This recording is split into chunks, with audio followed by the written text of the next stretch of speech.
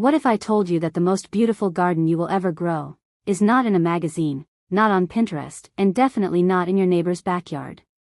It is yours. And you have not planted a single seed yet. Now here is what nobody tells women our age. Starting a garden for the very first time is not about having the right tools or the perfect soil or even knowing what you are doing. It is about something far more powerful than all of that.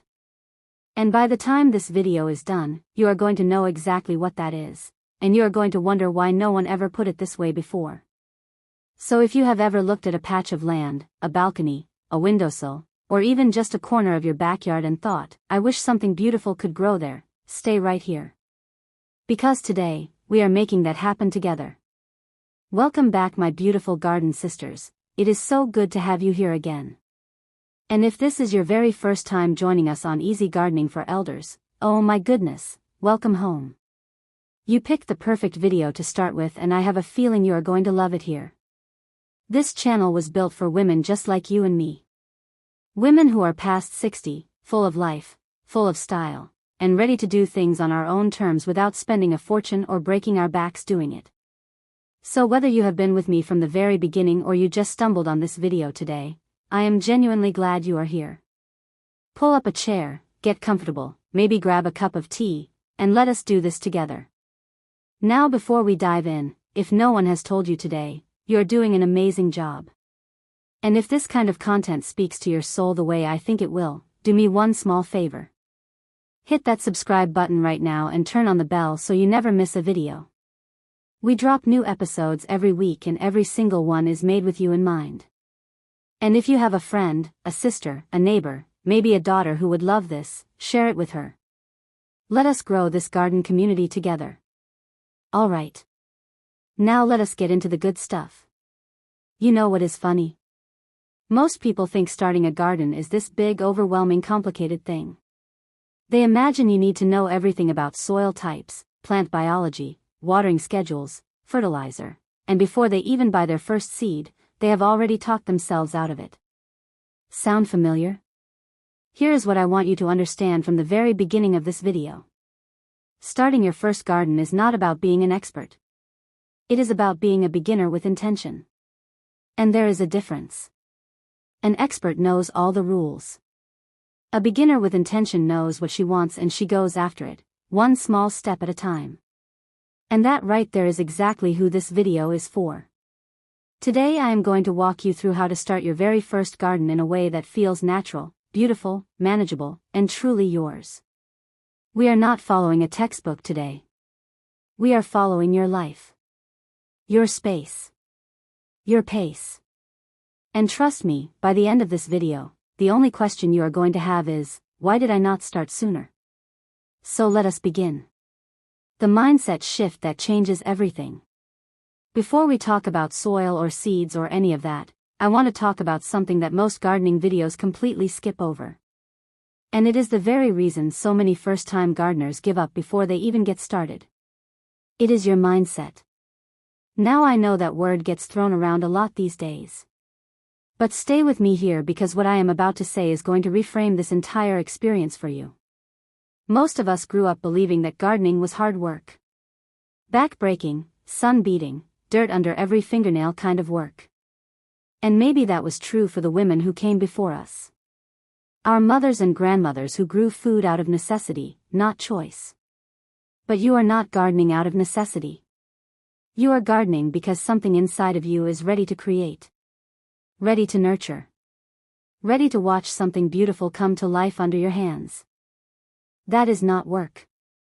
That is a gift you are giving yourself.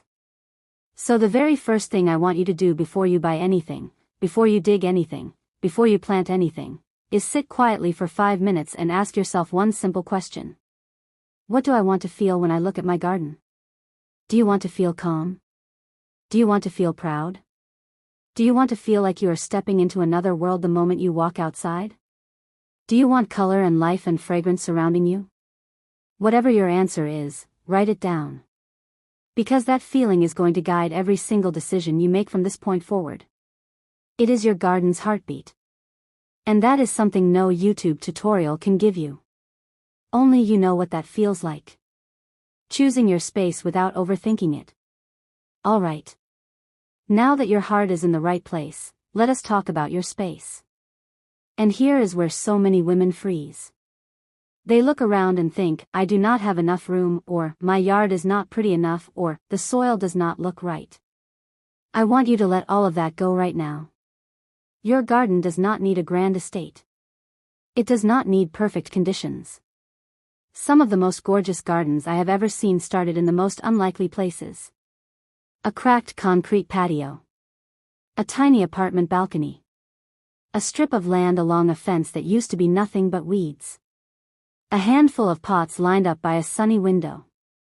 Here is what matters. You need 3 things and only 3 things to choose your space. First, you need light. Specifically, you want a spot that gets at least 4 to 6 hours of natural sunlight each day. You do not need full sun all day long. But you do need some consistent light. Take a walk around your home at different times of the day and notice where the sun falls longest. That is your spot. Second, you need access to water. You do not want to be hauling heavy watering cans across your yard every single day. Make sure your chosen space is somewhere you can easily reach with a hose or a lightweight watering can without straining yourself. Your body matters in this garden journey, not just your plants. Third, you need ease of movement. This is the one most people forget about. You want a space where you can move comfortably, sit if you need to, and tend to your plants without twisting yourself into uncomfortable positions. We are going to talk more about that later, but keep it in mind as you choose your spot. That is it. Light. Water. Ease. If your space checks those 3 boxes, you have everything you need to begin. Starting small and why that is actually the smartest thing you can do. Now I want to address something that I hear all the time from women in our community, and it is this. I want to go big. I want a full garden right away. And I love that energy. I really do. But I am going to gently push back on that, and here is why. Starting small is not a sign of thinking small. It is a sign of thinking smart. When you start with a small manageable garden, you learn what works in your specific environment. You discover which plants thrive in your sunlight. You figure out your watering rhythm. You get comfortable with the physical routine of gardening without overwhelming your body or your schedule. And then, season by season, you expand. You add more. You grow more confident. And your garden grows with you. Think about it this way. A woman who starts with 6 pots on her porch and tends them lovingly will have a more beautiful, thriving garden by the end of the year than a woman who plants 40 square feet on day 1 and burns herself out by week 3. Slow and steady does not just win the race here. It wins the whole garden. So for your very first garden, I want you to start with no more than 5 to 8 plants. That is your sweet spot. Enough to feel like a real garden. Small enough to stay enjoyable and manageable. The easiest plants to start with for women over 60. Okay, and now for the part 1 no you have been waiting for. What do you actually plant? And I am going to give you my personal list of starter plants that are forgiving, beautiful, and absolutely perfect for women who are just getting started. The first one is marigolds. Oh, marigolds. They are cheerful, they are bright, they are nearly impossible to kill, and they actually help protect your other plants by keeping certain pests away. They are like the friendly guardian of your garden. Plant them along the edges and watch your whole space come alive with orange and yellow. The second one is lavender. Now if you want your garden to do double duty, lavender is your answer. It is gorgeous to look at, it smells absolutely divine, it requires very little water once it settles in, and you can cut it and bring it indoors to freshen up your home. It is practically a gift that keeps on giving. The third one is cherry tomatoes. Yes, I said tomatoes. Because there is something deeply satisfying about growing your own food. And cherry tomatoes are the most beginner-friendly food plant you can start with. They grow happily in pots, they produce quickly, and there is genuinely nothing like picking a tomato from your own garden and eating it warm from the vine. The fourth one is zucchini. Now before you say it is too much, hear me out. Zucchini is one of the most generous plants in the garden world. You plant it, you water it, and it basically does the rest. It grows fast, it produces abundantly, and it will make you feel like an absolute gardening genius in your very first season. The fifth one is basil. Small, beautiful, useful in the kitchen, and one of the most satisfying herbs to grow. You can keep it in a pot on your kitchen windowsill if you want. It stays close, it grows easily, and every time you pinch off a leaf for your cooking you are going to feel a quiet little joy that is hard to describe but completely addictive. These 5 plants together will give you color, fragrance, food, and a sense of accomplishment that will have you planning your next garden before this one is even finished. Now I want to pause right here for just a moment. If you are watching this and something is clicking for you, if you are feeling excited or inspired or like, okay, I can actually do this, I want you to tell me in the comments right now. Tell me what plant from that list jumped out at you. Which one are you most excited to try? Drop it in the comments below. I read every single one and I genuinely love hearing from you. And if you have not subscribed yet, this is your sign. Hit that subscribe button right now. Because next week I am dropping a video on the exact tools you need for gardening after 60, and trust me, it is not what you think. You do not want to miss it. Okay. Back to your garden. Soil, water, and feeding your plants without the confusion. Let us talk about the 3 things that keep your plants alive and happy. Soil, water, and feeding. Now I am not going to make this complicated because it does not need to be. For soil, if you are planting in pots or raised beds, which I highly recommend for beginners, simply buy a good quality potting mix from your local garden center. Look for one that says it is well draining on the bag. That is really all you need to know. Do not overthink the soil science. Good potting mix covers you beautifully for your first season. For water, here is the golden rule. Stick your finger about an inch into the soil. If it feels dry, water it. If it still feels damp, leave it alone. Most beginners overwater their plants, and that is actually more dangerous than underwatering. Plants can recover from a little thirst. They struggle much more with sitting in too much water. So trust your finger more than any schedule. For feeding, once your plants are settled in after about 2 weeks, you can give them a gentle liquid fertilizer once every 2 weeks. Nothing fancy. A simple all-purpose plant food from any garden store will do the job beautifully. Think of it as giving your plants a light, nutritious meal every couple of weeks. Not too much. Just enough. Soil. Water. Feeding. That is the holy trinity of keeping your garden alive and thriving. Making your garden easy on your body. Now this is the section that I think matters most for women in our community, and I want you to really hear this part. Your body is not the same as it was at 40.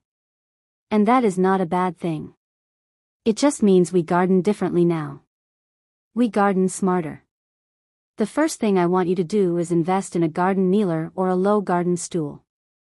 This one piece of equipment will save your knees, your hips, and your lower back more than anything else. You can find them for very little money and they are absolutely worth every penny. The second thing is to keep your tools light and your handles long. Heavy tools are not better tools. Look for lightweight options with ergonomic grips and long handles so you are not bending down further than you need to. Your arms and your back will thank you at the end of every gardening session. The third thing is to garden in short sessions.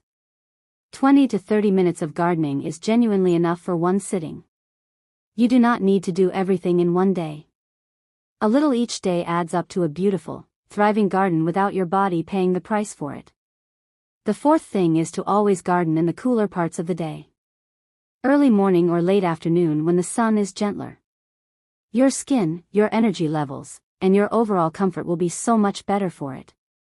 Gardening should feel like a pleasure, not a punishment. And with these simple adjustments, that is exactly what it will be. Making your garden beautiful on a budget. Now let us talk about money, because I know what some of you are thinking. This all sounds wonderful, but how much is this going to cost me? And my answer is going to surprise you. Starting a first garden does not have to cost very much at all. In fact, some of the most beautiful gardens I have seen were built almost entirely on creativity and patience rather than cash. Here are a few ways to keep your costs low without your garden looking like it. First, start from seeds instead of buying full-grown plants. Seeds cost a fraction of the price, and there is something deeply satisfying about watching a plant grow from its very beginning under your care. It takes a little longer, but the reward is so much richer. Second, repurpose containers you already own. Old colanders, wooden crates, tin buckets, even old boots can become beautiful and quirky planters. Your garden does not need matching store-bought pots to look stunning. It needs personality.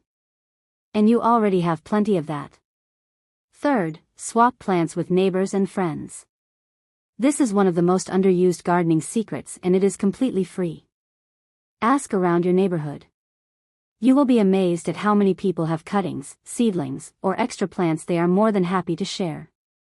Fourth, visit garden centers at the end of the season. Prices drop dramatically on plants and supplies as the season winds down. And many of those discounted plants still have plenty of growing life left in them. A little love and attention and they bounce right back. Beautiful does not have to mean expensive. Not in fashion. Not in life. And definitely not in the garden. The emotional gift of growing something. I want to close this main section of our video with something that I think gets overlooked in almost every gardening conversation. What growing a garden does for you on the inside. There is research, real scientific research, that shows that spending time with plants and soil lowers cortisol levels, which is your stress hormone. That gardening reduces symptoms of anxiety and depression. That the simple act of nurturing a living thing gives us a sense of purpose and connection that is incredibly powerful, especially as we move through the second half of our lives. But beyond the science, here is what I know from my own experience and from the stories you beautiful women share with me every week. There is a moment in every new gardener's journey. A quiet, almost private moment, where you look at something green and blooming and alive and you realize that you made that happen. Your hands. Your care. Your patience. And something shifts inside of you. You stand a little taller. You feel a little lighter. You remember, maybe for the first time in a long while, that you are still someone who creates beautiful things. That is what a garden gives you. And no price tag could ever cover it. And that, my loves, is how you start your very first garden. Not with a mountain of tools and a degree in botany. But with a feeling, a small space, 5 beautiful plants, and the knowledge that you are more capable than you have ever been told. I hope this video gave you everything you needed to feel ready. And I hope it gave you something you were not expecting too. Now before you go, do 3 things for me. Leave me a comment below and tell me where your first garden is going to be. Are you starting on a balcony? A backyard? A windowsill? I want to know. Hit that like button if this video made you feel something good. And if you have not subscribed yet, join our community right now. We are a family here and there is always room for one more. I will see you in the next video. Until then, keep growing, keep glowing, and remember, the most beautiful gardens are tended by the most beautiful souls. Take care of yourselves. I will see you soon.